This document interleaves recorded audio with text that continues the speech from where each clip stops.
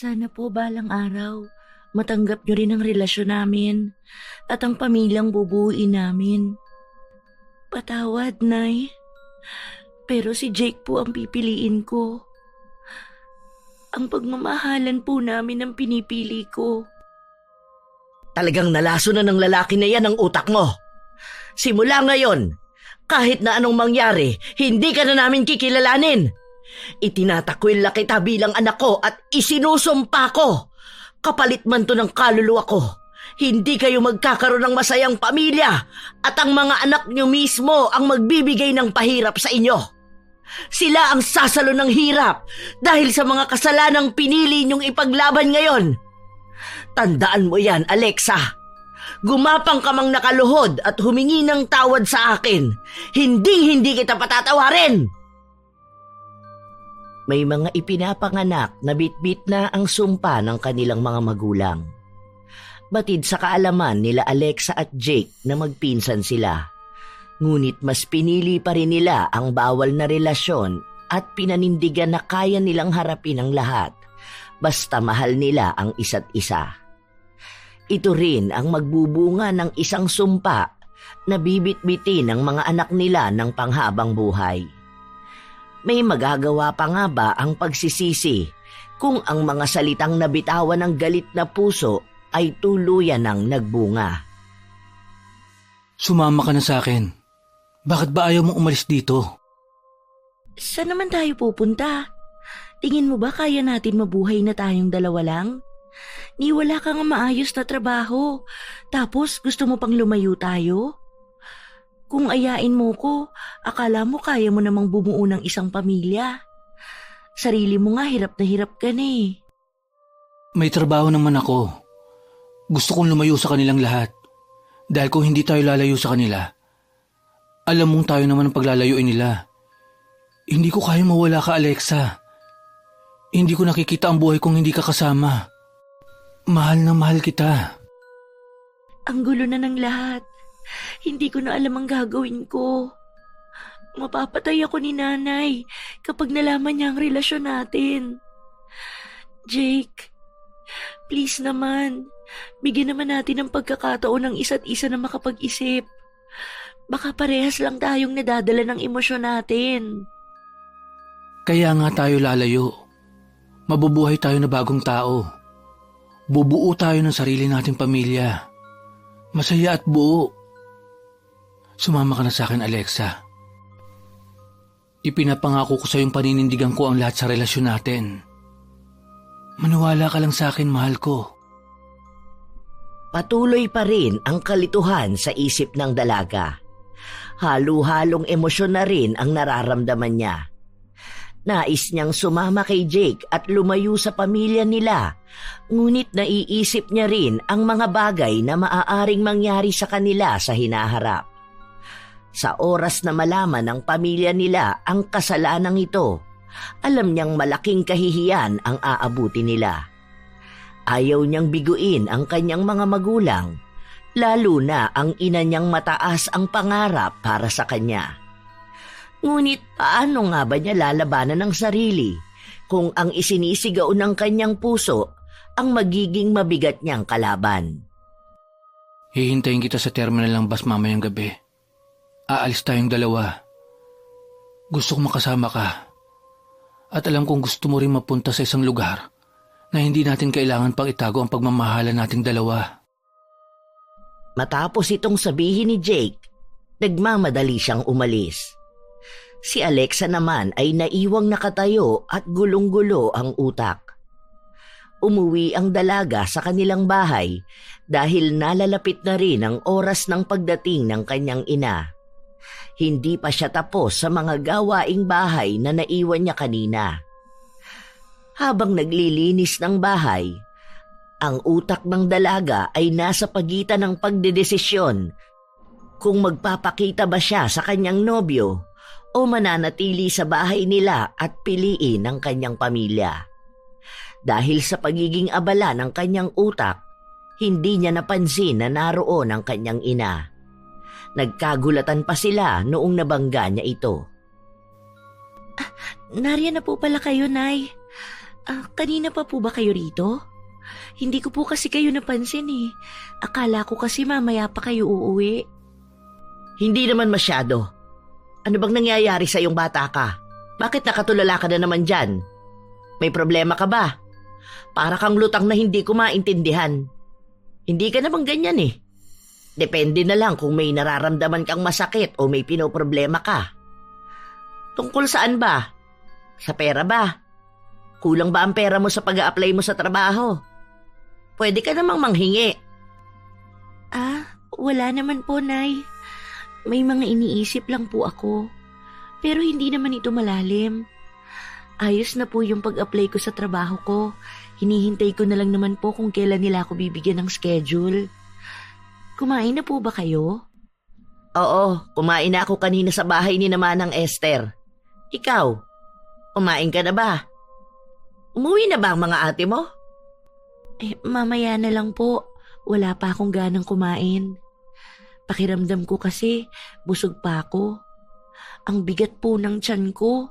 Panay kasi ang inom ko ng tubig. Kanina po umuwi si ate. Kaso umalis din siya agad. Hindi niya po sinabi kung saan siya pupunta. Baka mamaya lang po nandito na rin sila. Baka sa kanila na lang po ako sasabay kumain. Napapansin ko na hindi ka masyadong kumakain. May masakit ba sa'yo? Pumapayat ka rin at namumutla pa ang mga labi mo. Gusto mo bang dalhin kita sa doktor? O kaya bukas doon tayo sa center. May libreng check-up naman eh. Wag na po, Nay. Maayos lang po ako. Baka kulang lang din po ako sa tulog. Nitong mga nakaraang araw po kasi, palagi ako nagigising ng alanganing oras. Oo nga. Dahil doon sa aso ng kapitbahay. Palagi nga rin ako nagigising dahil ang ingay eh. Napagsabihan ko na sila. Ang sabi, ililipat daw nila sa kabilang bahay nila. Hayaan mo, mamaya makakatulog ka na ng maayos. Baka nga po. Ipaalala nyo na lang po sa kanila mamaya bago tayo matulog. Hindi na nahintay ni Alexa na magsalita ang kanyang ina. Pakiramdam kasi ng dalaga ay babaliktad ang kanyang sikmura, kaya dali-dali na rin siyang nagtungo sa kusina upang sumuka. Agad din namang sumunod ang kanyang ina na bakas ang pag-aalala sa mukha. Sandali pang tinapik ni Lani ang likod ng anak. Mukhang may sakit ka nga, anak. Sandali lang. Halika rito at magpunta tayo sa doktor. Baka mamaya lumalala ang nangyayari sa'yo. Nung nakaraan ko pa yan napapansin eh. Baka mamaya nalasong ka na sa mga kinakain mo sa labas. Ang sabi ko kasi sa'yo, iwasan mo na yung pagbili-bili mo sa kanto. Alam mo bang ang daming nababalita ng food poisoning? Okay lang po ako. May naamoy lang ako na hindi ko nagustuhan kaya nasuka ko. Mabaho lang po talaga. Parang ang lansa na hindi ko maintindihan. Basta hindi siya gusto ng ilong ko. Ang sakit pa sa ulo. Hindi po ako nalason. May naamoy ka? Hindi kaya buntis ka? May nobyo ka na ba at hindi mo man lang sinasabi sa amin? Naku, talagang bata ka. Hindi po ako buntis, Nay. Sadyang masama lang po ang timpla ng tiyan ko at may mabaho naman po talaga akong naamoy. Baka rin dahil to sa paglilinis ko kanina. May patay na daga po kasi ako nakuha sa ilalim ng sofa eh. Sigurado ka bang hindi ka buntis? Para kasing napapansin ko na rin na may kakaiba sa'yo. Kailan ka ba huling dinatnan? Katatapos ko lang po nitong nakaraang araw. Di po ba? Irregular naman ang buwan ng dalaw ko. Paano po ako mabubuntis? Basta kapag may nararamdaman kang kakaiba sa sarili mo, sabihin mo lang sa akin para makapunta tayo sa ospital. Ay naku, nag-aalala talaga ako sa iyo, anak ko. Hindi na nakapagsalita pa si Alexa. Humawak siya sa kanyang tiyan. Kahit na hindi siya umamin, alam niya sa sarili niyang may nabuo na sa kasalanang pagmamahalan nila ni Jake. Nakumbinsi naman ni Alexa ang nanay niyang hindi siya buntis at wala siyang ibang sakit na nararamdaman. Nang kinagabihan na yon, nagdesisyon ang dalaga na sumama sa kanyang nobyo. Wala na siyang ibang kayang maging desisyon Dahil kung tunay nga na may bata sa sinapupunan niya, kailangan na nilang manindigan sa pagmamahala nila. At ang tanging paraan lamang ay magtago sa lugar na walang nakakakilala sa kanila. Labis ang tuwa na nararamdaman ni Jake noong nakita niya ang dalaga na palapit sa kanya. May taklob ang mukha ni Alexa para maiiwas ang sarili niya sa mga maaaring tao na makakita sa kanila. Nagpunta ka. Salamat naman, mahal. Alam ko talaga na gusto mo rin ako makasama. Pinapangako ko sa'yo na hindi ka magsisisi sa desisyon mo. Tara na, umalis na tayo. Baka may makakita pa sa atin eh. Alam kong hindi ito tama, pero hindi ko kayang malayo sa'yo. Lalo nang hindi ko kayang buhayin ng anak natin na wala ka. Karapatan ng bata na magkaroon ng isang buo at masayang pamilya. Buntis ka? Hindi ako sigurado, pero pakiramdam ko buntis ako. Ang dami kasing signs eh. Hindi rin ako dinatnan ng 2 buwan. Nagpapanggap lang ako sa bahay dahil ayoko may makahalata sa kanila. Munti ka na nga akong mahuli ni nanay, pero mabuti na lang at nalusutan ko siya. Hindi napigilan ni Jake na magdiwang dahil sa kanyang narinig. Binuhat niya ang dalaga at masaya niya itong niyakap. Kahit na may mga taong nakakapansin sa ginagawa nila, isinantabi yon ni Jake dahil ang mahalaga lamang para sa kanya ay ang balitang ibinahagi sa kanya ng kanyang nobya. Sa wakas, alam ko makakabuo na tayo ng isang masayang pamilya, malayo sa kanilang lahat. Matatahimik na tayong 2. Bubuhayin natin ang mga magiging anak natin na puno ng pagmamahal.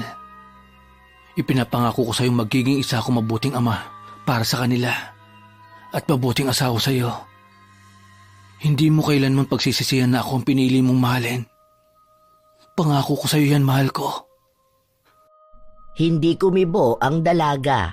Sa halip ay iginala niya ang paningin sa paligid. Nag-aalala siya na nasundan siya o hindi kaya ay hinahanap na siya sa kanila. Umalis na tayo. Baka maabutan pa tayo rito. Sumakay na ang 2 sa bus. Inabot ng ilang oras ang naging biyahe nila bago sila nakarating sa isang tago at liblib na probinsya. Hindi alam ng dalaga kung paano nalaman ni Jake ang lugar na ito. Marahil ay may mga kaibigan siya o matagal nang nakaplano ang pag-alis nila. Kakaunti lamang ang bilang ng mga bahay na makikita sa paligid. Halatang hindi pa ito masyadong napupuntahan ng karamihan.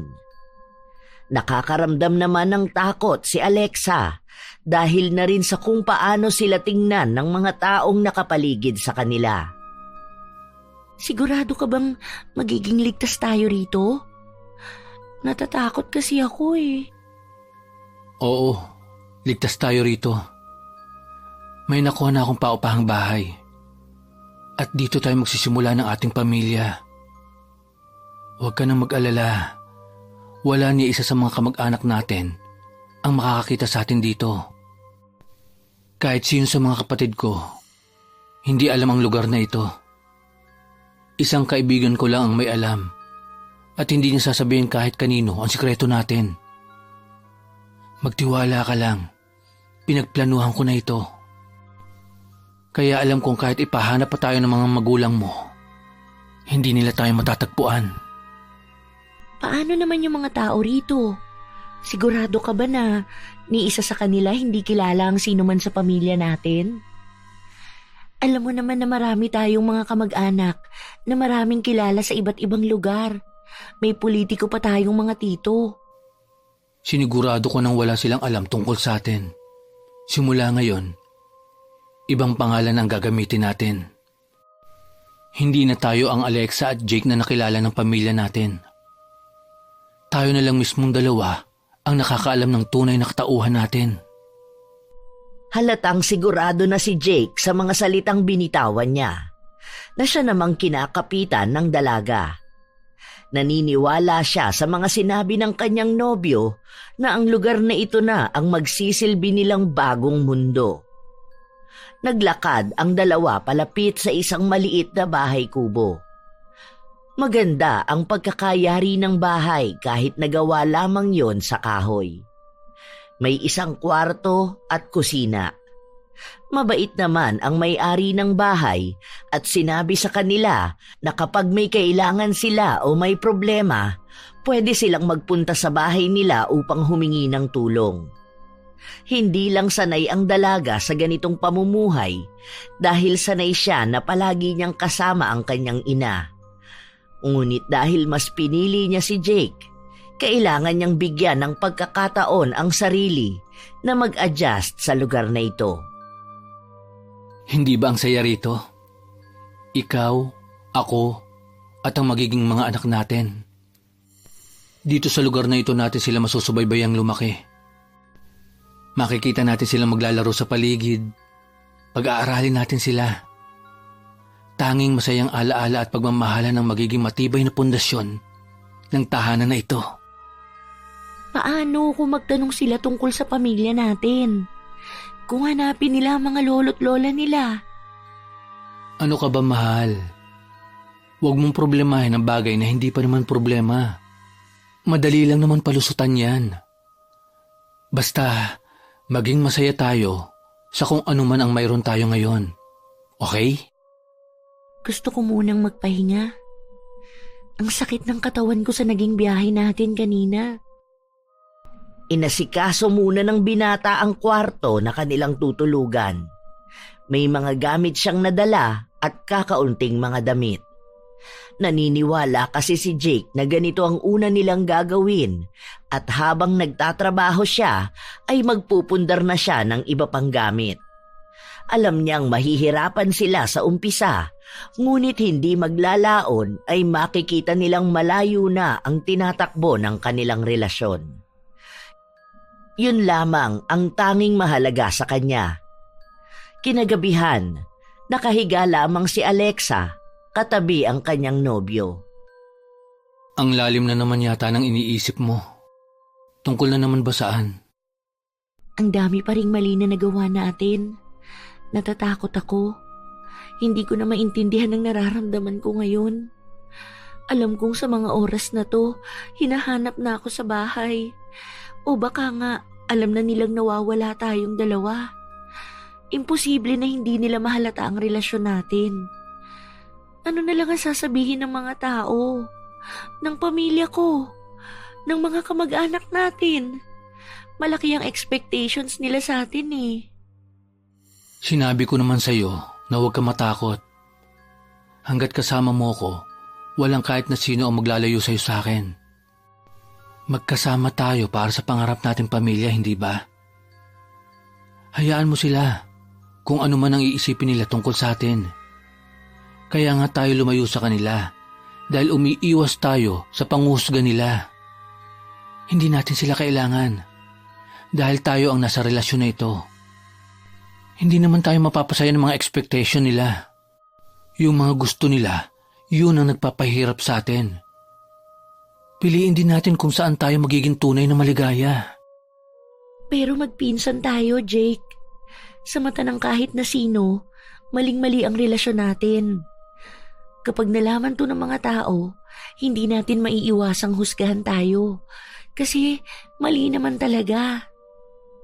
Kapag nagkaroon na tayo ng mga anak, ayaw kung pati sila ikahiya ang naging desisyon natin. Ang daming mali rito eh. Yung nararamdaman dapat natin hanggang sa pagmamahalan lang ng magkamag-anak. Hindi na tayo aabot sa ganitong punto ng buhay natin na magtatanan tayo at ngayon magkakaroon na ng anak. Mali bang nararamdaman mong pagmamahal sa akin? Nagsisisi ka bang minahal mo ako? Ngayon ba, gusto mo nang umatras sa mga plano natin? Ano bang gusto mo? Itama tong lahat at iwan na lang ako? Ikaw ang una kong naging nobyo at alam mong mahal na mahal kita. Pero hindi mo naman maaalis sa akin na hindi mag-alala, di ba? Lalo pa at walang nakakaalam ng relasyon natin.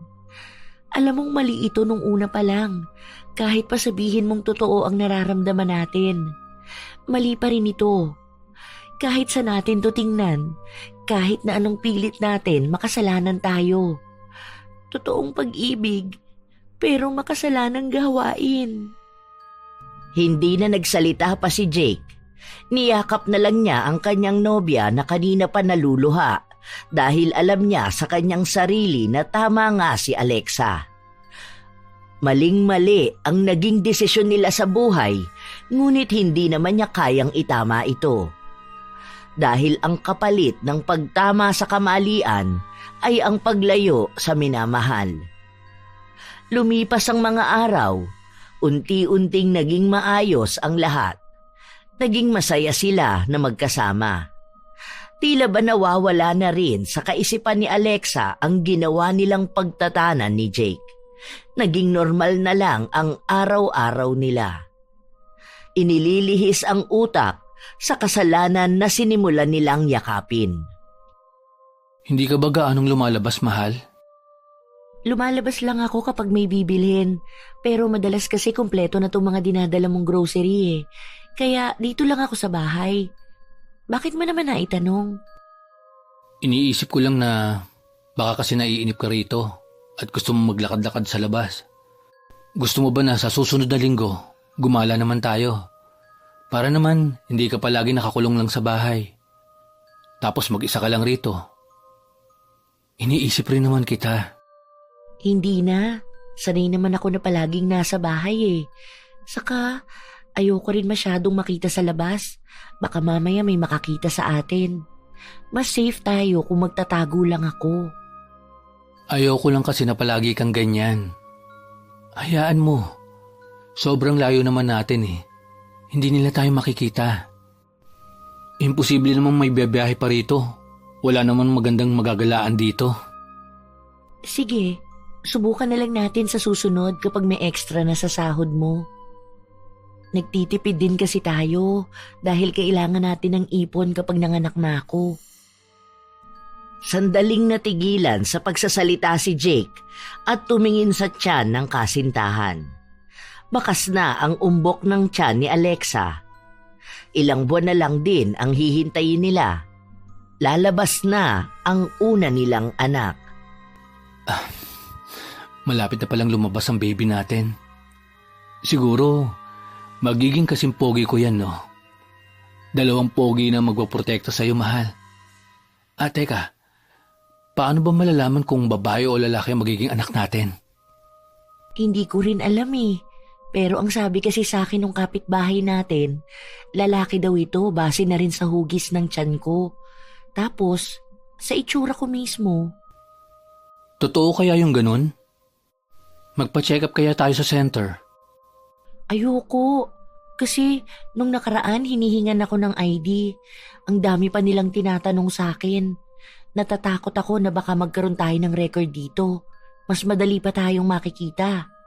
Saka, ang gusto ko sana, mahal, dito na lang ako sa bahay manganganak ha. May kapitbahay tayong matanda.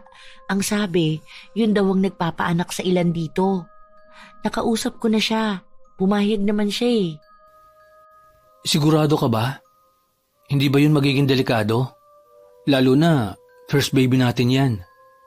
Kung sa hospital kasi, at least, doon makakaya ko magtiwala sa mga magpapaanak sa'yo.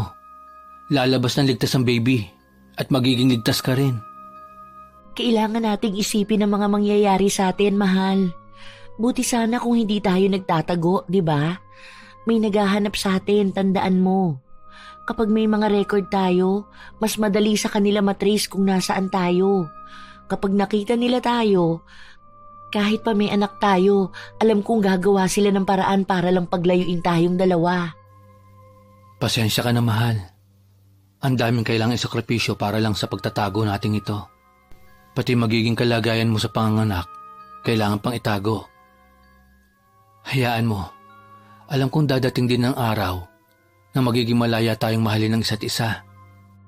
Hindi na tayo matatakot lumabas. Hindi na mangangamba na makita tayo ng kusino man. Dahil tatanggapin na rin ng mga tao ang relasyon na mayroon tayo. Kahit na alam nilang imposibleng mangyari ang sinabi ni Jake, hindi pa rin nawawala ang pag-asa na baka nga may magbago pa sa mga susunod na taon. Mahirap man paniwalaan na ang magpinsan ay nakatira sa iisang bubong at bumubuo ng kanilang sariling pamilya. Dahil kahit na pagbali-baligtarin nila ang mundo, ang maling pag-ibig mananatiling mali, kahit pamantama ang sinisigaw ng kanilang damdamin. Lumipas pa ang mga linggo, naging payapa ang buhay nila. Hindi pa rin sila nahahanap ng kanilang pamilya. Sa mga sandaling napapanatag na sila, naganap ang kinatatakutan nila. Habang mag-isa ang dalaga sa loob ng kanilang bahay, nakarinig siya ng sunod-sunod na pagkatok. Ay, hala, ano ba naman yan? Bakit gano'n naman kung kumatok? Akala mo sisirain na yung pinto namin. Sandali lang po, papunta na. Hinay-hinay lang po sa pagkatok, kagagawa lang po ng pinto namin. Ibinaba muna ni Alexa ang walis na hawak niya. Nagtanong siya kung sino ang nasa likod ng pinto pero walang sumasagot. Alam niyang hindi yon si Jake dahil hindi nagsasalita at hindi pa naman oras ng uwi ng nobyo. Ang akala niya ay ang kapitbahay lang nila. Ngunit nang sandaling buksan ni Alexa ang pinto, tila ba tumigil ang kanyang mundo. Isang pamilyar na mukha ang bumungad sa kanya. Nay? Nay, anong ginagawa niyo rito? Paano niyo po ako nahanap sa lugar na ito? Hindi ba dapat ikaw ang tinatanong ko kung anong ginagawa mo rito? Bakit kayo magkasama ni Jake sa iisang bahay? At bakit malaki ang tiyan mo? Anong pinagagawa mo sa buhay mo, bata ka? Bakit naman napariwara ka na? Magpapaliwanag po ako, Nay. Aray po, Inay! Sandali lang po. Nasasaktan po ako sa mga sampal niyo. Nay, sorry po. Patawarin niyo po ako, Nay. Hindi ko po sinasadya ang mga nangyari. Alam mo ba kung paano kami mag-alala sa inyong dalawa? Hindi namin alam kung buhay pa ba kayo o baka bigla na lang naming makita ang bangkay niyo sa kung saan. Magkausap pa tayo nung gabi na yon. Tapos pagpasok ko sa kwarto mo, wala ka. Bigla kang nawala, tapos mababalitaan ko na lang na ganito. Nung una, hindi pa ako naniniwala eh.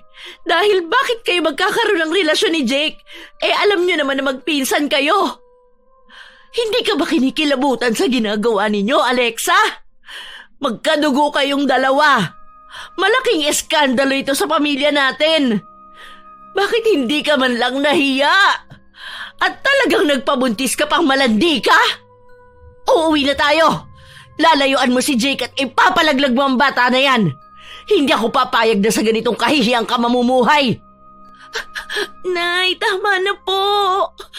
Ayoko sumama sa inyo. Gusto ko dito lang. Mahal namin ni Jake ang isa't isa. Gusto na namin bumuo ng isang pamilya, kaya hayaan niyo na kami. Masaya na po kami. Hayaan niyo naman po sana kaming maging masaya sa desisyon namin sa buhay. Kaya naman naming buhayin ang magiging anak namin eh. Kayo na lang po ang umalis. Gusto niyong bumuo ng sariling pamilya? Bakit? Nasaan ba ang lalaki na yon? Hindi mo na siya makikita dahil tinakbuhan ka na niya. Duwag siya at mga baboy kayo. Kahihiyang kayo sa pamilya natin. Oo, maraming naging problema ang lahi natin. Pero ni isang beses walang gumawa ng ganyang klase ng kababuyan. Walang mas masahol pa sa kasalanan na ginawa ninyo ni Jake. Tingnan mo nga, maging ang lalaki na yon hindi na kayang manindigan sa kahihiyan. Kaya nga hinayaan ka na niya ritong mag-isa para makita ko. Hindi yan totoo. Alam kong mahal ako ni Jake. Hindi niya ako hahayaan na malayo sa kanya. Hindi niya hahayaan na may masamang mangyari sa anak namin. Nagmamahalan kami, Nay. Kaya parang awa niyo na po. Hayaan niyo na lang kami. Hindi na po namin kayo guguluhin. Tumigil ka sa kahibangan mo, Alexa. Ituwid mo ang buhay mo at patayin mo yung kasalanan na yan. Uuwi tayo at kahit na ayaw mo, ipapalaglag mo yan. Hindi ko tatanggapin yung anak mo. Bunga yan ng isang kasalanan at karumihan. Kapag nabuhay ang bata na yan, magiging malaking sampal yan sa amin. Isang kahihiyang bibit-bitin mo ng pangmatagalan. Kaya hanggat may pagkakataon pa, kailangan na yang alisin. Nay, please po. Huwag naman po ang anak ko. Parang hawa niyo na po. Nakakahiya ka, Alexa! Talagang lumuluhod ka pa sa harapan ko? Kahit na anong gawin mo, hindi na magbabago ang desisyon ko! Dahil sa iskandalo na nangyayari, nagsimula na ang bulong-bulungan sa paligid. Nakikiusyoso na rin ang mga kapitbahay sa nangyayari sa loob. Walang humpay na sinasampal ni Lani ang kanyang anak hanggang sa tila ba namamanhid na ang buong katawan ni Alexa. Sinubukang tawagan ni Alexa ang nobyo, ngunit walang sumasagot. Nasaan ka na ba, Jake? Bakit ayaw mong sumagot? Hindi na magpapakita pa sa'yo ang lalaki na yan. Iniwang ka na niya dahil napagtanto niyang kahihiyan lang ang ginagawa ninyo. Sa ayaw at sa gusto mo, sasama ka sa akin pabalik sa bahay at ipapalaglag mo yung bunga ng kahayupan ninyong dalawa. Kahit na kailan, hindi na kayo magkikita pa ni Jake. Umaapila pa ang dalaga na sumama sa kanyang ina. Nagbabaka sakali na sa mga sumunod na oras ay magpapakita ang kanyang nobyo. Ngunit wala ni anino ni Jake. Kahit na kaunting presensya ay hindi niya naramdaman. Paulit-ulit na pinapamukha sa kanya ng ina na tinakbuhan na ni Jake ang responsibilidad na hindi naman niya kayang panindigan. Sa paglipas ng mga oras, napaniwala si Alexa na hindi na nga babalik pa ang nobyo. Kaya sumama na siya sa kanyang ina pabalik sa kanilang bahay. Bukas na bukas, ipapalaglag mo ang bata na yan. Hindi ako papayag na isilang yan at magbibigay ng kahihiyan sa pamilya natin. Pero anak ko to, Nay. Parang awa mo na. Kahit ito na lang. Pagbigyan mo na ako para makasama ang anak ko. Ako naman po ang magpapalaki sa kanya. Para ano? Para pagpiestahan tayo ng mga kapitbahay natin. Para ipamukha ang kasalanan na nagawa nyo. Hindi ako papayag na dahil lang sa batang yan, masisira ang pangalan ng pamilya natin. Wala nang nagawa pa si Alexa. Kahit pa man umiyak siya ng dugo, walang katiting na awa ang nararamdaman ng kanyang ina. Kinabukasan, agad silang nagtungo sa bahay ni na Aling Esther para ipatanggal ang batang nabuo sa kasalanan ng dalawang magpinsan. Nay, nagmamakaawa ako sa'yo. Huwag natin tong gawin. Parang awa mo na. Lahat gagawin ko para lang maitago ito. Parang awa mo na, Nay. Apo mo rin ito. Magpapakalayo-layo na lang ako. Doon ko papalakihin ang anak ko. Hindi ko yan tatanggapin. Hindi ako tatanggap ng batang binuhay sa kasalanan. Hindi ako papayag na sisirain niya ng buhay mo at ang magiging tingin sa'yo ng mga kamag-anak natin. Hindi mo bubuhayin ang batang yan sa mundong ito para lang ipaalala ang naging bunga ng kahayupan ninyong magpinsan. Bakit po ba mas mahalaga pa sa inyo ang sasabihin ng ibang tao? Hindi naman nila to malalaman kung hindi natin sasabihin sa kanila eh. Ang lawak ng mundo. Pwede namang sa ibang lugar ako tumira. Basta makasama ko lang ang anak ko. At talagang pinagpipilitan mo pang maling nagawa mo. Kahit na saang lupalop ka pa ng mundo magpunta, makikita at makikita ka pa rin ng mga taong kilala natin. Walang lihim na hindi nabubunyag. At lahat ng itinatago, kusang sisingaw ang baho. Ayokong dumating ang araw na makakarinig na ako ng mga balita tungkol sa kalandian mong hayop ka! Malakas na sampal ang inabot ni Alexa. Nanginginig sa galit ang kanyang ina at kahit na anong pagmamakaawa niya ay ayaw siyang pakinggan. Mas lalo lang sa kanyang pinaparamdam na kahit buhayin niya ang bata, hindi pa rin ito magagawang mahalin ni Lani. Alam mo kung anong reputasyon ang inalagaan ng pamilya natin. Hindi namin pinaghirapan yon para lang sirain mo. Pinahiga si Alexa sa isang papag upang doon simulan ang paghilot sa kanyang tiyan. Ngunit bago pa man siya mahawakan ni Manang Esther, nagulat sila nang biglaang may sapilitang nagbukas ng pinto. Nang matuon ang atensyon nila, nakita nila si Jake. Puno ng pasa ang kanyang mukha at ang ibang parte ng katawan ay may mga sugat pa. Agad na napatayo si Alexa at tumakbo palapit sa kanyang minamahal. Jake, saan ka ba nanggaling? Anong nangyari sa'yo? Mabuti na lang naabutan pa kita rito. Kung nahuli pa ako ng dating, baka wala nang anak natin. Ang kapal na mukha mo magpakita pa rito. Lumayo ka nga dyan, Alexa. Hinila ng ginang ang kanyang anak, ngunit hindi nagpatinag ang dalaga. Mas naging mahigpit pa ang pagkakahawak niya sa kanyang nobyo. Bitiwan niyo siya. Hindi ako papayag na sisirain ninyo ang pamilyang binubuo namin. Mahal namin ang isa't isa. Sinabi ko na sa inyong kaya ko panindigan si Alexa. Pero anong ginawa niyo? Pinabugbog niyo ako na halos ikamatay ko. At ngayon, gusto niyo namang ipapatay ang anak namin. Dapat talaga hindi na kita binuhay pa eh. Ang ibig pong sabihin, kayo ang may gawa niyan kay Jake? Oo, dahil gusto kong ilayo ka sa kahihiyan. Pero ikaw tong lingkis ng lingkis sa hayop na yan. Akala mo ba madali ang magkaroon ng isang pamilya? Ngayon pa nakaakibat niyang pagmamahalan niyo ang kahihiyan sa angka natin. Magpinsan kayo. Hindi yan isang normal na pagmamahalan na napapanood niyo sa mga telenovela. Pero Nay, mahal na mahal po namin ang isa't isa. Kaya naming harapin ang panghuhusga ng lipunan basta magkasama kaming dalawa. Alexa, matalino ka pero bakit ganyan ka mag-isip? Hindi mo ginagamit yung utak mo. Hindi sa lahat ng bagay, emosyon mo ang paiiralin mo. Huwag kang tatanga-tanga na aasa sa pagmamahal na nagsimula sa pagkakamali. Mali man ito sa paningin nyo. Kailanman hindi magiging mali ang pagmamahal na nararamdaman namin sa isa't isa. Hindi ko kayang mabuhay na wala si Jake.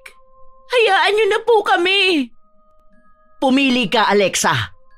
Ang walang yang lalaki na yan o ang pamilya mo?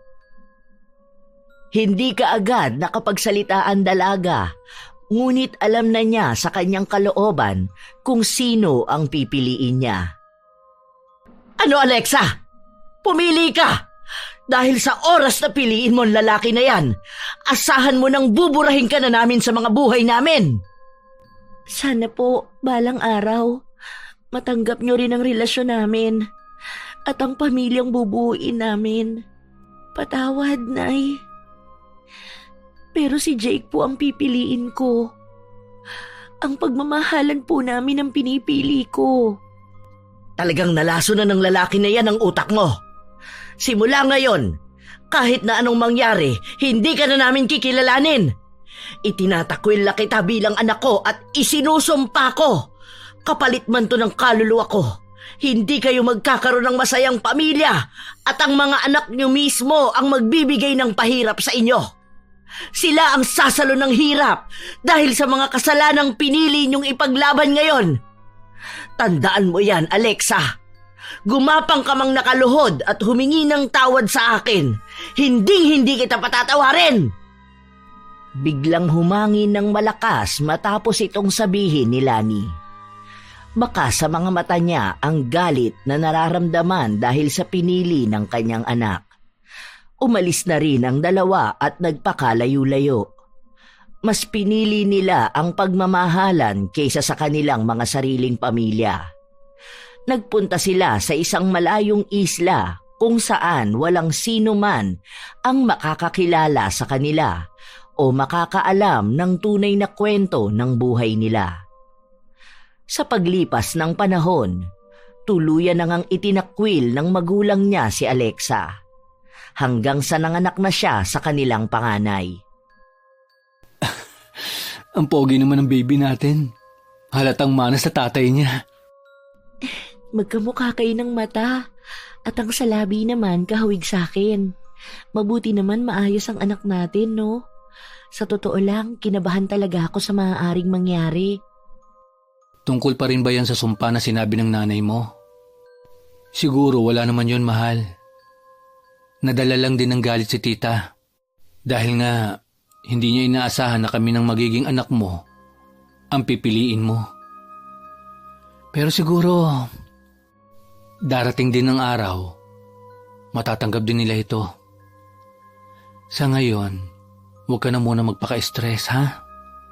Tandaan mo, lahat ng bagay ay nagiging maayos pagdating ng araw. Matatanggap din nila ang anak natin.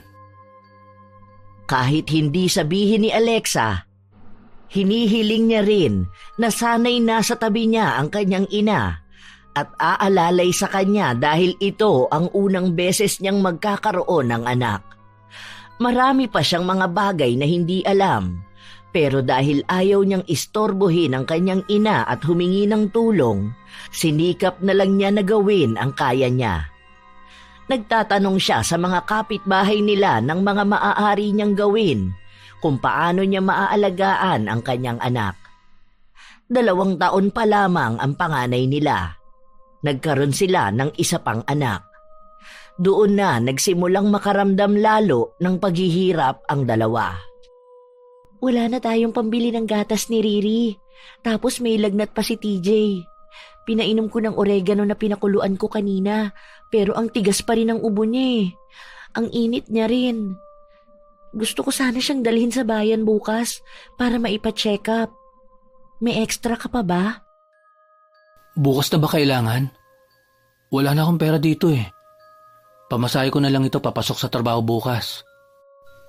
Tapos, naghahanap ako ng ekstrang trabaho para may ipambayad tayo sa kuryente. Baka maputulan tayo. Kawawa naman ang mga bata. Wala na bang ibang pwedeng gawin? Baka bukas maging okay na rin si TJ. 2 araw na nga yung ubo niya eh. Nagtatanong ako sa kapitbahay anong pwedeng gawin. Ayun nga, may nagbigay sa akin ng oregano. Kaso lang di naman iniinom ng bata dahil ayaw niya ng lasa. Kung sa gamot naman, hindi ko alam kung anong pwedeng bilhin. Natatakot ako na baka mamaya mali yung maipainom ko. Lumala pa lalo ang sakit niya. Hindi ko na alam. Sandali lang. Babalik ako. Saan ka pupunta? Anong oras na? Pupuntahan ko sa paring Chris. Dahil yun may baby sila. Itatanong ko sa asawa niya kung may natira pa silang gamot. Para sana mapainom kay TJ. Hintayin mo lang ako rito. Halos 1 linggo rin ang inabot ng ubo ng kanilang anak dahil kung ano-anong gamot na lang ang pinainom nila. Hindi kasi makapagbigay ng pera si Jake para madala sa ospital ang bata. Kahit na medyo tumagal, gumaling din naman ang kanilang anak. Sa paglipas ng mga araw, sunod-sunod ang naging problema nila.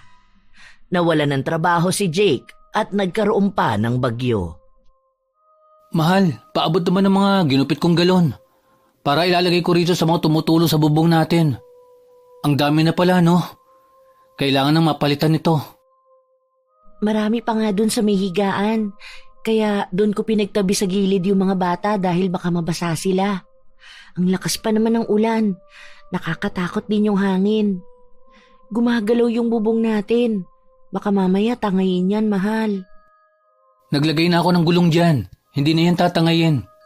Bukas ng umaga, kapag hindi na masyado maulan, aayusin ko ang bubong. Ay, kailan kaya tayo makakalipat ng bahay? Naaawa na ako sa inyo ng mga anak natin. Hindi ganitong buhay ang ipinangako ko sa'yo. Magiging maayos din ang lahat, mahal. Pagsubok lang to sa atin. Hanggat magkakampi tayo, kaya nating harapin ang anumang hamon ng buhay. Nakikita ko naman na ginagawa mo ang lahat eh. Hindi pa lang siguro umaayon ang lahat sa atin. Pero kaya natin to. Ang daming dahilan para sumuko sila. Pero dahil mahal na mahal nila ang isa't isa, alam nilang darating din ang araw na giginhawa sila. Ngunit habang tumatagal, lalong humihirap ang lahat. Hindi na nagkaroon pa ng matinong trabaho si Jake. Kadalasan ay 1 linggo lang siya nagtatagal. Minsan naman ay araw lang. Kahit ang mga pagkain nila ay nahihirapan na silang bumili. Isang gabi, nakaupo ang mag-asawa sa labas ng bahay. Habang tulog ang mga anak nila, nagkaroon sila ng malalim na usapan. Ang hirap na, mahal. Hindi na tayo makakain ng maayos. Tapos hindi na natin mabigyan ng maayos na buhay ang mga anak natin. Malapit na mag-5 taon si TJ. Tapos susunod nito, kailangan na natin siya pag-aralin. Di sa pasukan, papasukin na natin siya. Bibili na ako ngayon ng mga pwede niyang magamit para hindi tayo mabigatan. Hindi yun ang point ko rito. Hindi na natin kaya eh. Wala kang maayos na trabaho. May binabayaran tayong kuryente. Nakikikabit na nga lang tayo eh. Nakiusap na lang ako sa kapitbahay na sa susunod na buwan na lang tayo magbabayad sa kanila. Mabuti na lang, mabait sila. Saan na tayo pupulutin ito sa mga susunod? Gagawa natin ang paraan. Di ba? Hanggat mahal natin ang isa't isa, kaya natin lahat. Nawawalan ka na ba ng pag-asa? Hindi ako nawawalan ng pag-asa sa pagmamahala natin. Pero minsan hindi nawawala sa isip ko na maaaring tama nga si nanay sa mga sinabi niya noon. Paano kung ito na talaga ang sumpa? Nagsisisi ka na ba na ako ang pinili mo? Wala akong pinagsisisihan dahil mahal ko kayo ng mga anak natin. Ang bumabagabag sa akin ay yung sinumpa ni nanay sa atin. Paano kung ito na mismo yun? Masyado na tayong nahihirapan eh. Parang lahat ng gawin natin may hadlang. Mahal, makinig ka sa akin, okay? Walang sumpa. Hindi totoo mga ganyan. Gawa-gawa lang yan ng mga matatanda. Dahil gusto nilang matakot tayo sa mga maaaring mangyari sa mga salita nila. Hindi ba sa daming taong nanunumpa, tingin mo ba nagkakatotoo? Di sana isinumpa na lang yung mga taong masasama. Yung mga tao na mas malala pa ang ginawa kaysa sa atin. Kaya huwag ka na masyado mag-isip. Kasi hindi lang tayo ang naghihirap. Kasama talaga ito sa pagbuo ng isang pamilya. Hindi lang talaga maalis sa utak ko. Tuwing may nangyayari sa atin, yun agad ang naiisip ko. Simula ngayon, kalimutan mo na yung sumpa-sumpa na yan. Ilang taon na tayo nagsasama. Baka biglang mo lang yung naiisip kasi mismo na ang pamilya mo. Tama ka nga siguro. Pero tingin mo ba, dapat magtrabaho na rin ako? Para naman matulungan na kita.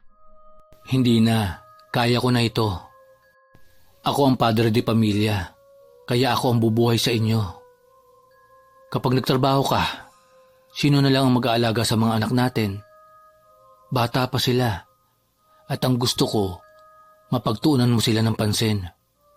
Gusto ko, nasa tabi ka nila. Ikaw ang aalalay sa kanila. Pero kasi, nahihirapan ka na rin eh. Ang dami mo ng trabaho na kinukuha. Paano kung ikaw naman ang magkasakit? Kaya ko ito dahil kayo ang inspirasyon ko. Mahal kita. Mahal na mahal ko kayo ng mga anak natin. Ayokong nag-iisip ka ng mga ganyang negatibong bagay. Okay? Hinalikan ni Jake sa noo ang kanyang asawa para makaramdam ito ng ginhawa sa kanyang dibdib. Ang nais lamang ni Jake ay bigyan ng magandang kinabukasan ng pamilya niya, kaya lahat ng klase ng trabaho ay pinasok na niya. Mahirap man ang buhay, kahit na paano ay naitatawid nila ang buhay sa pang-araw-araw. Ngunit noong inaakala nila na magiging payapa na ang buhay nila, dumating ang isang kalbaryong lalong magpapahirap sa kanila. Itinakbo nila sa ospital ang panganay nilang anak sa araw mismo ng 5 taong kaarawan nito. Nakaupo si Alexa habang hinihintay ang asawa niyang dumating. Mahal, anong nangyari? Mahal, mabuti naman nandito ka na. Kanina pa kami rito eh. Ngayon lang naasikaso si TJ. Basta kanina, naghahanda ako para sa lulutuin kong pansit. Bigla na lang siyang natumba. Kanina ko pa siya ginigising pero walang nangyayari. Natatakot ako. Mahal, hindi pa rin lumalabas ang doktor. Hindi ko alam kung anong nangyayari sa anak natin. Ay, Diyos ko po. Sana nasa maayos na kalagayan ng anak ko. Kumalma ka na lang muna, mahal. Sandali lang. Ako nang kakausap sa doktor. Kahit na anong pagpapakalma ni Alexa sa kanyang sarili, hindi niya magawa. Natatakot siya sa maaaring malaman niya tungkol sa kalagayan ng kanyang anak. Nang lumabas ang doktor, kinausap ito ng kanyang asawa. Sinabi na wala naman daw kakaiba sa bata. Wala rin itong sakit. Nagsagawa sila ng ilang test para makita kung may iba pang problema sa kalusugan ni TJ. Ngunit lahat naman ay lumabas na maayos. Noong gabi na yun din ay umuwi sila. Naging tahimik lang ang bibong si TJ. Kahit nakausapin siya kung ano ba ang gusto niyang pagkain o kung may karamdaman siyang kakaiba, hindi siya nagsasalita. Hindi rin siya makatingin ng diretso sa kanyang mga magulang. Kaya alam ni Alexa na may kakaiba sa kanyang anak. Nais niya itong obserbahan muna para malaman kung ano ba talaga ang tunay na nangyari sa panganay na anak. Makalipas ang 2 araw, hindi nagbago ang pakikitungo ni TJ. Madalas siyang tulala. Kapag nilalapitan siya ng kanyang kapatid ay sinisigawan niya ito. Minsan, bigla na lang siyang nagwawala. Minsan naman ay mabait. Hindi mahulaan ng ina kung ano ba ang susunod na ugaling ipapakita ng kanyang anak. Mahal, gising ka pa pala. Ang sabi ko naman sa'yo, huwag mo na akong hintayin umuwi. May tinapos pa kasi akong isang trabaho. Sideline ko rin ito para makatulong sa atin. Magpahinga ka na. Halata namang pagod ka. Katutulog lang ni TJ. Nagwawala kasi siya kanina. Pinaghahagis niya lahat ng nahawakan niya. May nagsabi sa akin na baka may sakit sa utak ang anak natin. Paano kung totoo yun, mahal? Bakit naman siya magkakaroon ng sakit sa utak? Bata yan. Malamang moody talaga yan. Kausapin na lang natin ng mahinahon. Napagsasabihan naman natin yan eh. May nagsabi sa akin na may free check-up daw sa susunod na linggo para daw yun sa mga kabataan na pwedeng may autism. Gusto ko sanang pumunta para ipatingin si TJ eh. Bakit ba kasi ang hilig mong makinig sa mga sinasabi nila? Walang sakit sa utak ang anak natin. Kung iniisip mo na nababaliw siya, parang ikaw na lang din ang nagbibigay ng dahilan para magkatotoo yun. Mahal, pagod na ako sa trabaho ko. Ginagawa ko lahat para sa pamilya natin. Utang na loob naman. Hindi ko na kayang idagdag pang isipin yung mga iniisip mo. Dahil masyado kang nagpapaapekto sa sinasabi ng mga tao sa paligid mo. Ito ang unang beses na napagtaasan ni Jake ng boses ang asawa. Ramdam na rin kasi niya ang pagod at ang stress sa nangyayari sa kanilang anak. Kinabukasan, nagising sila sa malakas na sigaw ng kanilang anak. Dali-daling lumabas si Alexa upang hanapin si TJ. Naabutan niya ang anak na nasa lupa at naglulupasay. Naku, anak, ano bang nangyayari sa'yo? May dalawang bata na nakatayo at mukhang sila ang kaninang kalaro ng kanyang anak. Kayong mga bata kayo, anong ginawa niyo sa anak ko? Nasaan ba ang mga magulang niyo?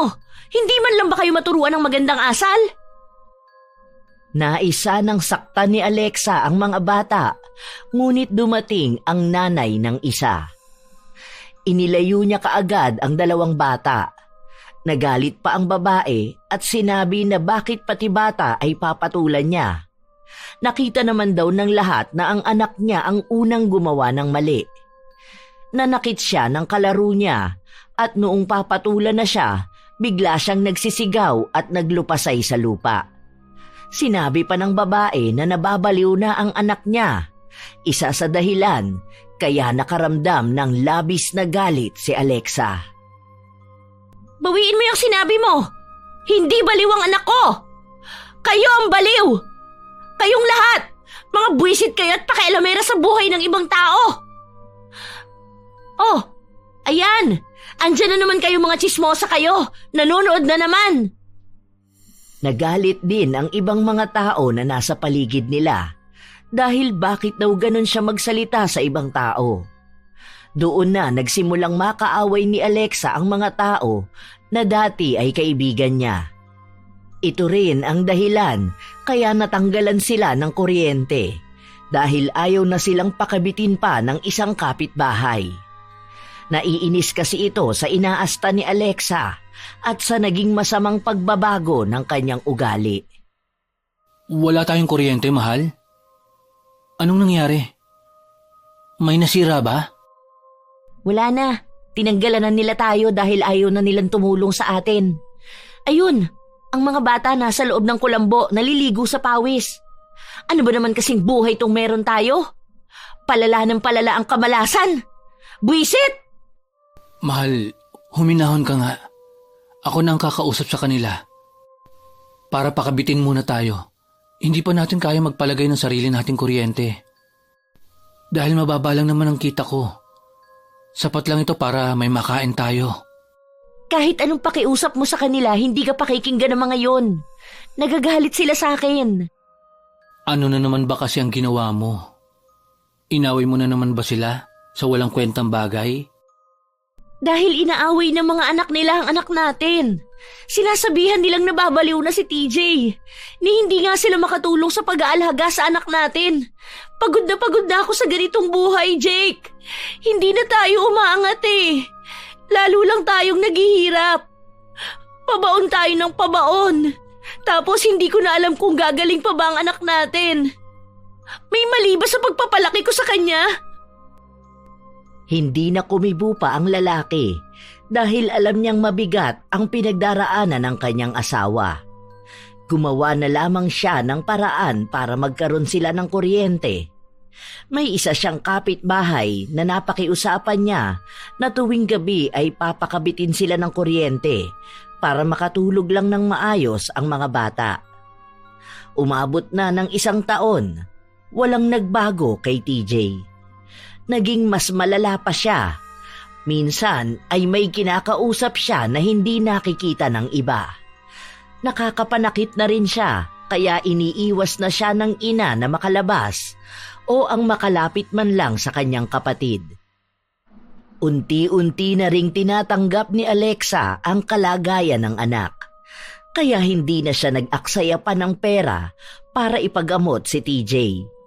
Nais na lang niyang subaybayan ang paglaki nito kahit na sinabi ng iba na dalhin na sa mental hospital ang bata. Isang araw, umuwi si Jake at malayo pa lang siya, naririnig na niya ang sigaw ng kanyang anak. Bakit sigaw ng sigaw si TJ? Nasaan ba ang bata? Itinali ko. Ha? Anong sabi mo? Narinig mo naman siguro. Hindi na kailangan pang ulitin. Nababaliw ka na rin ba, Alexa? Bakit mo itinali ang anak mo? Nasaan siya? Hindi kumibo si Alexa, kaya si Jake na mismo ang naghanap sa anak nila. Naabutan niya ito sa kabilang kwarto kung saan naroon ang bata. Nakatali ang 2 paa nito. Sa awa ni Jake, kinalagan niya ang anak at inilabas. Bakit mo pa nilabas yan? Dito lang magwawala yan, marami pa akong gagawin. Hindi pa ako tapos maglaba. At itong kapatid niya, patutulugin ko pa. Talagang baliw ka na rin, Alexa? Oo! Oo, nababaliw na rin ako. Dahil sino ba namang hindi mababaliw sa buhay na meron ako? Sino ba namang tao ang mananatiling matino kung ganitong klaseng pamilya ang meron siya? Pagod na ako, Jake. Hindi ko na to kinakaya. May sakit sa utak ang anak natin. Hindi ko alam kung paano siya kontrolin. Hindi ko siya makausap. Hindi siya tumitigil sa kasisigaw at pagwawala. Napapagod na ako. Ayoko na. Ayoko na, Jake. Ayaw mo na? Ngayon ka biglang aayaw? Andito na tayo, Alexa. Andito na tayo sa pamilyang binuo natin, sa pangarap natin. Hindi lang ikaw ang napapagod. Lahat ginagawa ko. Kahit hindi na ako kumain o matulog basta makukuha lang ako ng sapat na pera para sa pamilya natin. Hindi lang ikaw ang nahihirapan kapag nakikita mo si TJ na ganito. Lintik na buhay kasi to eh. Sana nakinig na lang ako sa nanay ko. Sana hindi ganitong klase ng karma ang pinagbabayaran ko. Bakit kasi ang tanga ko pumili ng mamahalin? Bakit hindi ako nakinig? Ngayon, hindi ko alam kung hanggang kailan ko pagbabayaran ang sumpa na yon. Puro ka sumpa. Wala ka ng ibang inintindi kung hindi ang sumpa na yan. Kaya siguro nagkakatotoo yan dahil niyayakap mo ng niyayakap ang punyetang panunumpa sa'yo ng nanay mo. Ikaw ang gumagawa ng sarili mong kapalaran, hindi ang sumpa na yan. Pinaparinig mo sa mga anak mo na bunga sila ng pagsisisi mo. Kung hindi ka sana sumama sa akin, wala sana sila sa mundong ito, di ba? Yun ang gusto mong ipamukha. Kasi tama naman talaga sila. Hindi kailanman magiging tama ang ginawa natin, Jake. Makasalanan tayo at ito na ang pinagbabayaran natin ngayon. Pinilit nating piliin ang maling pag-ibig. Mahal na mahal ko kayo, pero minsan gusto kong itama tong pagkakamali na nagawa ko. Kaso wala na eh. Nandito na tayo. Ito na yung buhay na dapat nating harapin. Ito na yung karma natin. Bumuhos na ng tuluyan ang luha ni Alexa. Hindi niya kailanman naisip na masasabi niya ang mga salita na yon, lalo na at nasa harapan siya ng mga anak niya. Umiiyak ang 2 bata. Nangangarap siya noon na magkaroon ng isang bahay na puno lang ng pagmamahalan. Ngunit tunay ngang kailanman hindi tahimik ang tahanang itinayo sa pagkakasala. Sa paglipas ng mga buwan, sumapit na rin ang 5 kaarawan ng bunso nilang anak. Sa hindi inaasahan, parehas na ang 2 bata na nakakaranas ng kakaibang sakit sa kanilang pag-iisip. 2 na ang inaalagaan ni Alexa. Parehas na nagwawala kaya palagi niyang itinatali. Wala na siyang nakikita pang kahit na anong pag-asa sa buhay niya. Hanggang kailan ba tayo magiging ganito? May mas lalala pa ba sa nangyayari sa buhay natin? 2 anak na natin yan eh. Ipinanganak naman natin silang normal. Pero bakit ganyan na? May nilapitan na ako makakatulong sa atin para tignan ng mga bata. Ang sabi, maaagapan pa naman daw yan. May mga gamot na kailangan para sa kanila. Kaya huwag kang mawala ng pag-asa, mahal. Huwag mawala ng pag-asa? Tingin mo ba may katiting pang pag-asa sa akin? Naghihirap na ang 2 bata. Mas lalo rin tayong pinapahirapan. Ito na yun eh. Naaalala mo ba ang huling sinabi ni nanay? Na ang mga anak natin ang makakaramdam ng paghihirap. na sila ang magiging kabayaran ng mga kasalanan natin. Ginagawa na nila. Naaawa ako sa kanila dahil wala naman silang muwang sa mundo. Hindi sila ang nagkasala, pero bakit sila ang dapat nasingilin? Ayokong maniwala sa sumpa. Pero nandito na sa harapan natin eh. Kahit ayaw mong paniwalaan yan, nangyayari na. Sa paglipas pa ng mga araw, lalong naghihirap si Alexa sa pag-aalaga sa mga anak niya. Dahil madalas na nakatali lang ang mga bata, bumabakat na sa balat nila ang linya ng higpit ng lubid. Nagsusugat yon. Hindi maatim ni Alexa na makita ang mga anak niyang ganon ang kinalalagyan, pero kailangan niyang tatagan ng loob. Nangangayayat din ang mga bata dahil ayaw nilang kumain. Nagawa ring patulugin ni Alexa ang dalawa niyang anak. Doon lang siya nagkaroon ng pagkakataon para gawin ang ibang gawaing bahay. Sakit ng ulo ko ah. Bakit kaya ako nahihilo? Baka kulang lang sa tulog at pahinga. Mamaya kapag natapos ako sa ginagawa ko, iidlip muna ako. Ibinaba ni Alexa ang bitbit niyang mga damit. Ilang sandali pa ay nakaamoy siya ng hindi kaaya-aya para sa kanya. Agad siyang napatakbo sa kusina at sumuka. Nang matapos yun, napahawak siya sa kanyang tiyan. Alam niyang maaaring may panibagong bata na namang sasalo ng sumpa. Nang makauwi ang asawa niya, agad niya itong sinabi. Ano bang kinakatakot mo? Ipapalaglag ko tong bata. Anong sabi mo? Kailangan kong patayin tong bata sa sinapupunan ko para iligtas siya sa kakaharapin niyang sumpa kapag isinilang siya. Ayoko magdagdag pa ng anak na maghihirap dahil lang sa nagawa ng mga magulang niya. Anak natin yan, Alexa. Gusto mong patayin ang sarili mong anak? Mag-isip ka nga ng maayos. Oo, handa akong tapusin ang buhay niya bago niya maranasan ang lintik na buhay na meron tayo. Ano? Ipapanganak siyang normal, pero kapag sumapit na siya ng 5 taong gulang, bigla na lang siyang mawawala sa katinoan? Kawawa lang siya kung masisilayan niya ang ganitong lipunan. Hindi mo ipalalaglag yung anak natin. Pagkakasala yung ginagawa mo. Matagal na akong nagkasala, kaya nga yun ang pinagbabayaran ng mga anak ko eh. Ngayon, ang pagkakasala na gagawin ko ay para sa ikabubuti naman ng magiging anak ko. Ayokong magsilang ng anak na magiging kabayaran lang din sa pinili kong kasalanan. Kahit nasabihin yun ni Alexa, hindi niya pa rin nagawang kitilin ang buhay ng kanyang anak.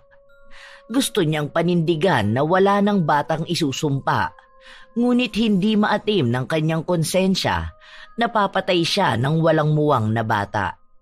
Nahihirapan siya sa kanyang desisyon. Wala siyang mapagtanungan. Wala siyang malapitan. Sa paglipas ng mga buwan, nagdesisyon siyang ituloy ang pagbubuntis habang inaalagaan ang mga kaawa-awa niyang anak. Isang araw, may pinuntahan siyang isang babaeng manggagamot. Hindi niya rin alam kung bakit ba siya lumapit sa babae, pero nais niyang itanong ang tungkol sa mga sumpa. Ang ibig mong sabihin, totoo talagang sinumpa ang mga anak ko? At hindi yun matatapos kahit pa sa kahuli-hulihang bata na isisilang ko? Hindi na ba maaagapan ang nangyari sa kanila?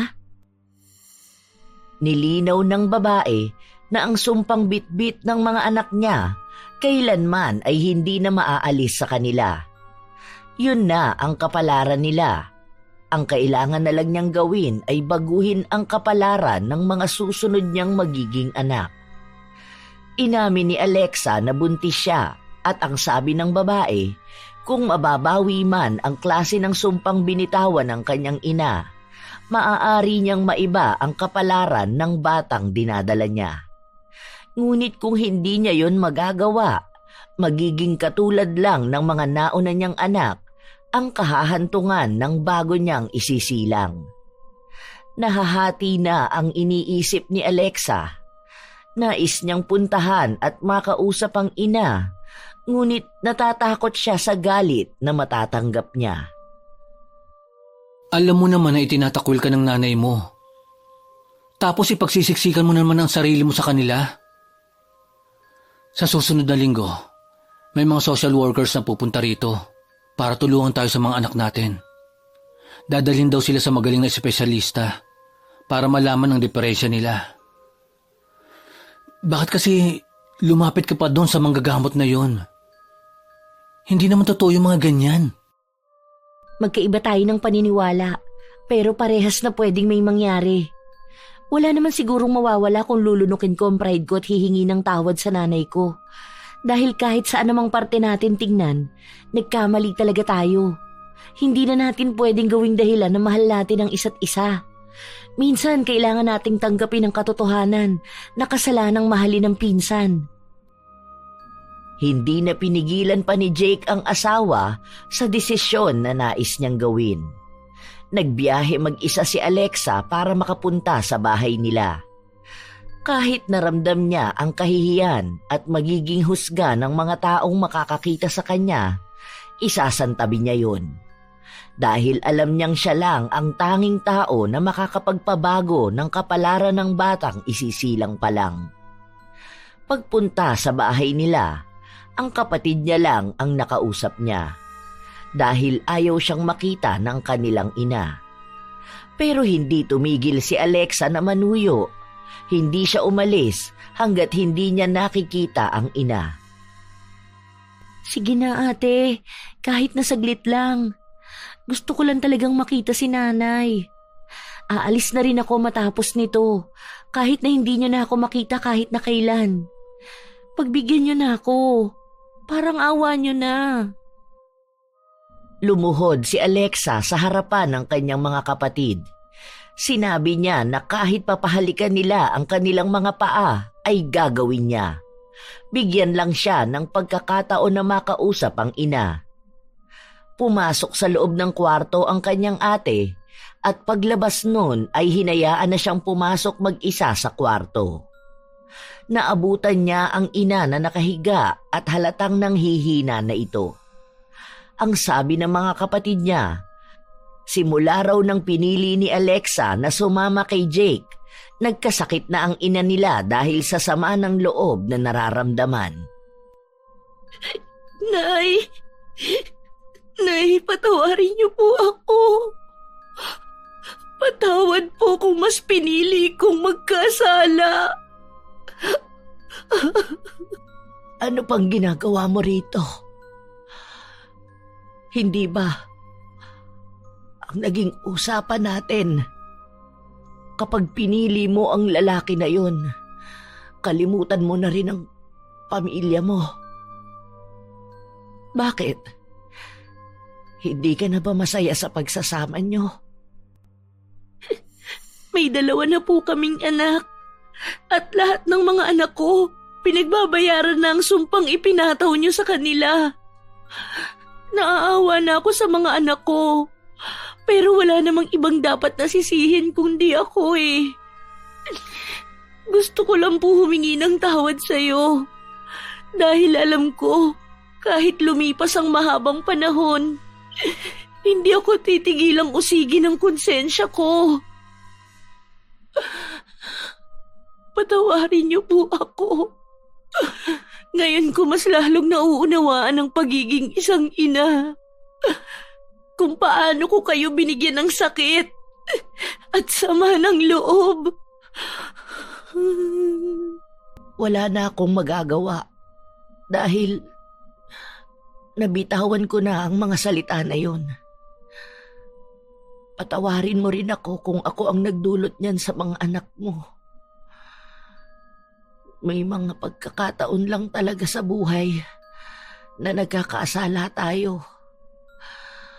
At hindi natin inaasahan na may kapalit ang lahat ng kamalian natin.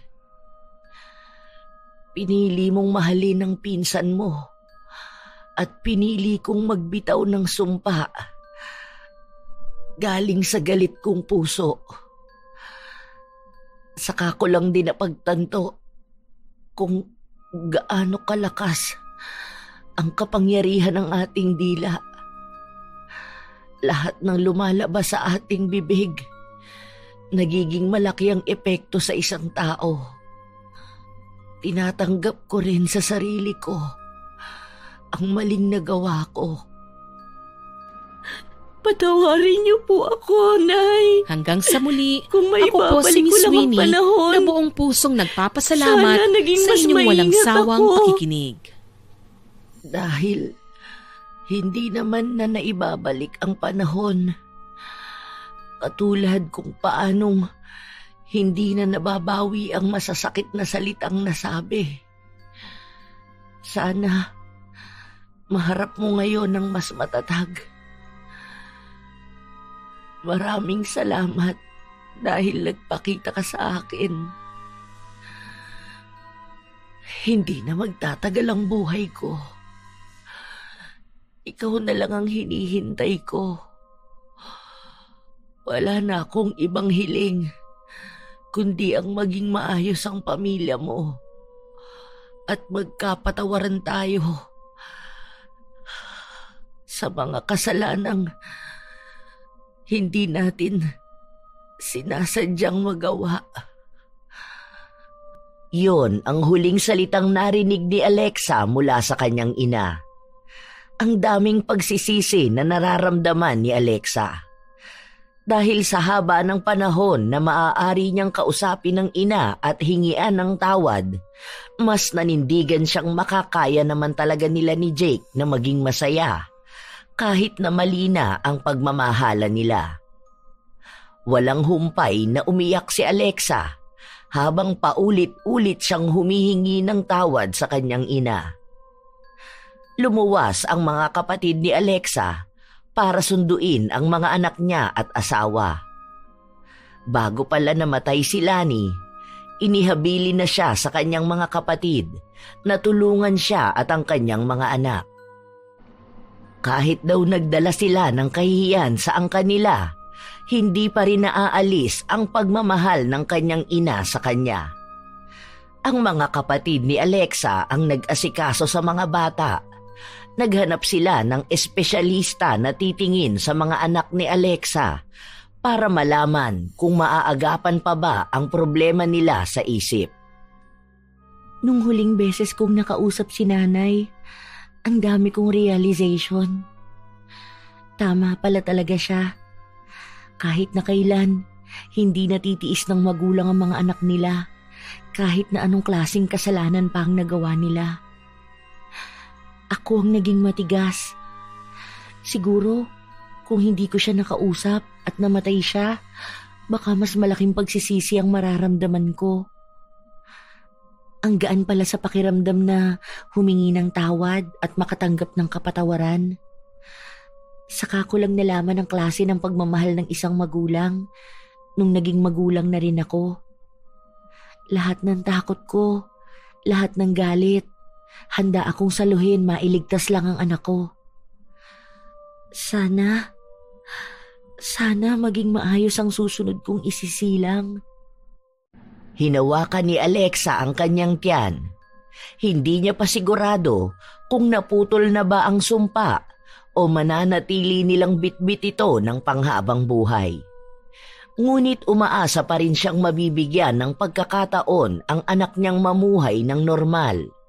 Kahit pa man ang mundong kinabibilangan niya ay puno ng panghuhusga dahil sa relasyong mayroon ang kanilang mga magulang.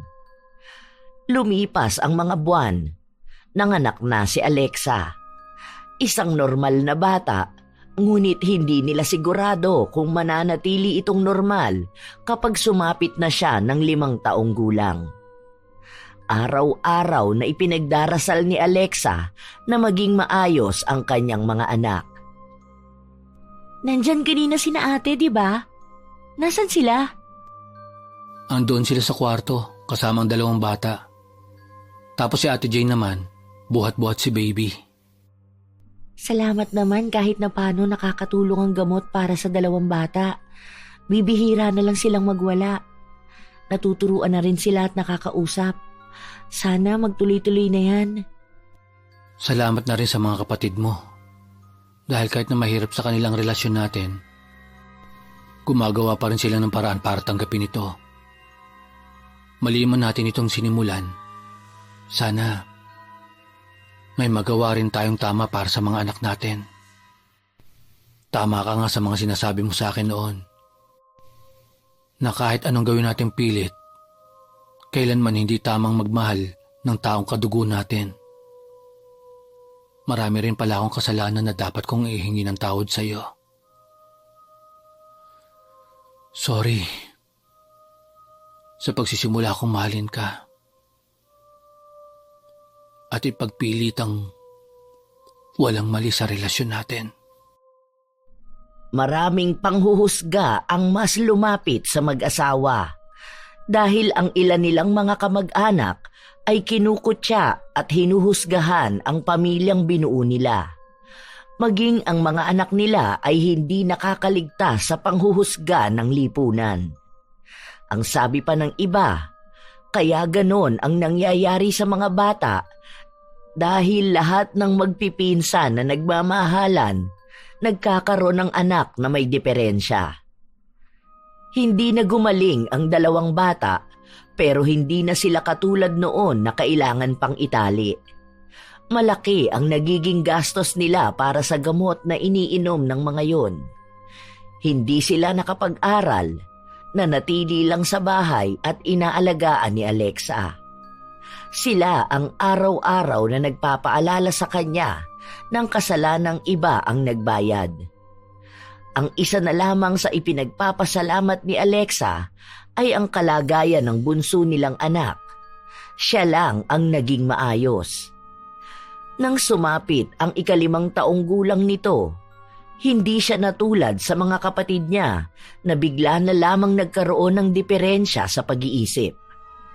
Ito lamang ang tanging anak niya na namuhay ng normal, ngunit anak rin na bumibitbit ng kahihiyan dahil naiintindihan niya ang sinabi ng mga tao sa paligid niya, ukol sa bawal na relasyon ng kanyang mga magulang. Ang daming nagbago sa buhay nila. Kahit na anong hirap nila sa buhay, ipinagpapatuloy pa rin nilang patatagin ang loob ng isa't isa sa pamamagitan ng kanilang pagmamahalan. Kahit pa naiiba ito sa lipunang ginagalawan, may isang bagay din silang natutunan. Makapangyarihan ang salita. Ang anumang lumalabas sa bibig ay nagbibigay ng lakas sa isang kakayahan na maaaring sumira ng isang tao. Kaya dapat, bago bitawan ang isang salita, alamin muna kung ito ba'y makakasira ng buhay ng kapwa. Ngunit marami pa ring pagkakataon na mas nauunang lumabas ang salita sa bibig kaysa maisipan ng utak dahil mas pinapakinggan ang galit na isinisigaw ng damdamin. Isa rin itong paalala na ang mga salita ng panunumpa ay maaaring magkatotoo. Intensyonal mo man itong sinabi o hindi man sinasadya. Shout out sa ilan sa mga masusugid na taga-suporta ng mga istorya ni Lola Telang.